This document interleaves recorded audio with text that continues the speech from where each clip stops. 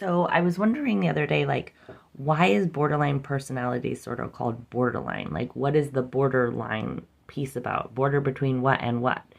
And I just looked it up, and it was historically the difference between neurosis and psychosis.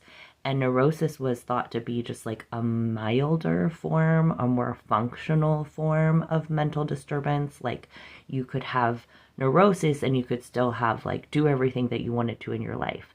And then with psychosis, they defined that as like it disrupted reality. You couldn't interact with reality because the mental disturbance was so significant.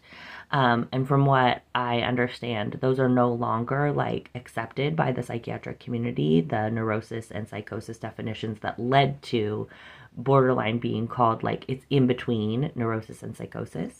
So I thought that was kind of interesting, but something that I continue to understand deeper and deeper about borderline as a diagnosis or as a set of characteristics is that it almost always is a defense mechanism, which I really feel like since I learned about polyvagal theory, that like every psychiatric label is just a description of a certain set of defense mechanisms or defense states that somebody uses subconsciously to survive an experience. And as I come to understand neurodivergence more, I feel like we're also understanding that one set of circumstances could lead a person's nervous system to create a set of defense mechanisms or states that another person's wouldn't need to. So one person may experience like,